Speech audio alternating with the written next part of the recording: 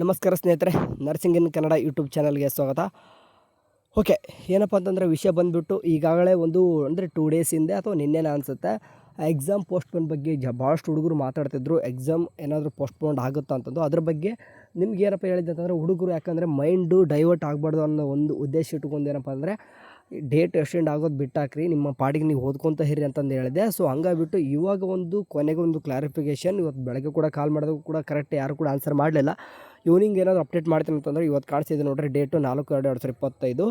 Okay, ಬರೆದಿದ್ದಾರೆ ಯಾರಿಗಪ್ಪ ಅಂತಂದರೆ ಕಾಣಿಸ್ತಿದೆ ರಾಜೀವ್ ಗಾಂಧಿ ಅವ್ರೇನು ಮಾಡಿದಾರಪ್ಪ ಅಂತಂದರೆ ಕರ್ನಾಟಕ ನರ್ಸಿಂಗ್ ಮತ್ತು ಪ್ಯಾರಾಮೆಡಿಕಲ್ ಅವ್ರಿಗೆ ಒಂದು ಲೆಟರ್ನ ಬರೆದಿದ್ದಾರೆ. ಏನಂತ ಬರೆದಿದ್ದಾರೆ ಅಂದರೆ, ಮೊದಲನೇ ಹಾಗೂ ದ್ವಿತೀಯ ವರ್ಷದ GNM ಪರೀಕ್ಷೆಗಳನ್ನು ನಡೆಸುವ ಕುರಿತು ಅಂತಂದಿದೆ. ಓಕೆ, ಕ್ಲಿಯರಾಗಿ ಕಾಣ್ತಿದೆ ಕೂಡ ನಿಮಗೆ. ಸೊ ಹಾಗಾಗಿಬಿಟ್ಟು ನಿಮಗೆ ಮೇಲ್ಕಂಡ ವಿಷಯಕ್ಕೆ ಸಂಬಂಧಿಸಿದಂತೆ ದಿನಾಂಕ 10/2/2025 GNM ಪರೀಕ್ಷೆಗಳನ್ನು ನಡೆಸಲು ವೇಳಾಪಟ್ಟಿಯನ್ನು ತಯಾರಿಸಲಾಗಿದ್ದು, ವಿದ್ಯಾರ್ಥಿಗಳ ಸಂಖ್ಯೆ ಹೆಚ್ಚಾಗಿರುವುದರಿಂದ ಓಕೆ, ಈಗ ಯಾರೆಲ್ಲ ಫಸ್ಟ್ ಮತ್ತು ಸೆಕೆಂಡ್ ಎಕ್ಸಾಮ್ ಏನು ನಡೆಸ್ತಿದ್ದಾರೆ, ಸೊ ಹುಡುಗರ ಸಂಖ್ಯೆ ಜಾಸ್ತಿ ಆಗಿದ್ದರಿಂದ ವೈದ್ಯಕೀಯ ಮತ್ತು ದಂತ ವೈದ್ಯಕೀಯ, ಆಯುಷ್ ಮತ್ತು ಫಾರ್ಮಸಿ ಕಾಲೇಜುಗಳನ್ನು ಹೊರತುಪಡಿಸಿ ಇನ್ನಿತರ ಕಾಲೇಜುಗಳಲ್ಲಿ ಪರೀಕ್ಷೆ ನಡೆಸಲು ಆದೇಶ ಕೋರಿ ಪತ್ರ ಬರೆಯಲಾಗಿದೆ. ಈ ಪತ್ರಕ್ಕೆ ಸರ್ಕಾರದಿಂದ ಪ್ರತ್ಯುತ್ತರವಾದ ನಿರೀಕ್ಷೆಯಲ್ಲಿದ್ದೇವೆ. ದಿನಾಂಕ 10/2/2025ರಿಂದ 14/2/2025 ಬೆಂಗಳೂರಿನ ಯಲಹಂಕ ಪ್ರದೇಶದಲ್ಲಿ ಏರೋ ಶೋ ನಡೆಯಲಿದ್ದು, ಆ ದಿನಗಳಲ್ಲಿ ವಾಹನ ಸಂಚಾರದಲ್ಲಿ ದಟ್ಟಣೆ ಹಾಗೂ ವ್ಯತ್ಯಯ ಉಂಟಾಗುವ ಸಾಧ್ಯತೆ ಇದ್ದು, GNM ಪರೀಕ್ಷಾ ಕೇಂದ್ರಗಳಲ್ಲಿ ವಿದ್ಯಾರ್ಥಿಗಳು ತಲುಪಲು ಕಷ್ಟವಾಗುವುದರಿಂದ ಸಾಧ್ಯತೆ ಇರುವುದರಿಂದ ಹಾಗೂ ಶಬ್ದ ಮಾಲಿನ್ಯವೂ ಆಗುವುದರಿಂದ ಸದರಿ ನಿಗದಿಪಡಿಸಿದ ಪರೀಕ್ಷೆಗಳನ್ನು ಸೂಕ್ತವಾಗುತ್ತದೆ ಮುಂದೂಡುವುದು ಸೂಕ್ತವಾಗುತ್ತದೆ ಅಂತಂದರೆ, ಇವಾಗ ಏನಂತಂದರೆ ನಿಮಗೆ ಎಕ್ಸಾಮ್ 10ನೇ ತಾರೀಕು ಏನು ಸ್ಟಾರ್ಟ್ ಆಗ್ತಿತ್ತು, 10, 11, 12, 13, 14 ಏನು ಎಕ್ಸಾಮ್ ನಡೀತಾ ಇತ್ತು, ಅದೇ ಟೈಮ್ ಒಳಗೆ ಏನಪ್ಪ ಅಂತಂದರೆ ಯಲಹಂಕದಲ್ಲಿ ಏರೋ ಶೋ ನಡೀತದೆ ಅಂತಂದು ಅವಾಗ ಅಲ್ಲಿ ನಿಮ್ಗೆ ಆಟೋಮೆಟಿಕ್ಲಿ ಏನಪ್ಪ ಅಂತಂದರೆ ಟ್ರಾಫಿಕ್ ಎಲ್ಲನೂ ಕೂಡ ಆಗ್ತದೆ ಆ್ಯಂಡ್ ಅಲ್ಲಿ ಸೌಂಡು ಕೂಡ ಜಾಸ್ತಿ ಆಗ್ತದೆ ಆ್ಯಂಡ್ ಎಕ್ಸಾಮ್ ಕೂಡ ಕರೆಕ್ಟಾಗಿ ನಡೆಸಲ್ಲ. ಸೊ ಆಗ ಒಂದು ಉದ್ದೇಶ ಇಟ್ಕೊಂಡು ಡೇಟ್ನ ಎಕ್ಸ್ಟೆಂಡ್ ಮಾಡ್ತಾ ಇದ್ದಾರೆ. ಓಕೆ, ನಿಗದಿಪಡಿಸಿರುವ ಮೊದಲ ಹಾಗೂ ದ್ವಿತೀಯ ಪರೀಕ್ಷೆದ GNM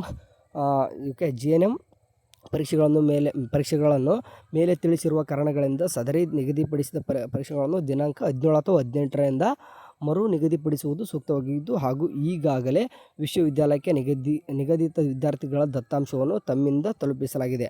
ಅಂದರೆ ಈಗ GNM ಮತ್ತು ಪ್ಯಾರಾಮೆಡಿಕಲ್ ಈ ಬೋರ್ಡ್ ಏನು ಮಾಡಿದೆ ಅಂತಂದರೆ, ಈಗಾಗಲೇ RJSಗೆ ಎಲ್ಲನೂ ಕೂಡ ತಮ್ಮ ಡೇಟಾನ ಕೊಟ್ಟಿದ್ದಾರೆ ನೋಡ್ರಿ, ಅದನ್ನು ಇಟ್ಕೊಂಡಿದ್ದಾರೆ. ಅದನ್ನು ಮುಂದುವರೆದು ಏನಾಗ್ತದೆ ಅಂದರೆ ಈ ಡೇಟಾನು ಕೂಡ ಅದೇ ಇರಬೇಕು.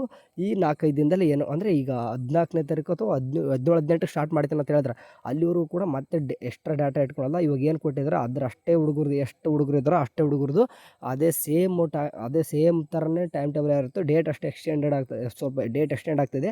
ಇವು ರಿಮೈನಿಂಗ್ ಯಾವ ಟೈಮಿಗೆ ಏನೇನು ನಡಬೇಕಂತಂದು ಈಗ 17-18ಕ್ಕೆ ಅದೊಂದು ಡೇಟ್ ಅನೌನ್ಸ್ ಆಗುತ್ತೆ. ಅಂದರೆ 17-18ನೇ ತಾರೀಕು ಎಕ್ಸಾಮ್ ಸ್ಟಾರ್ಟ್ ಆಗುತ್ತೆ.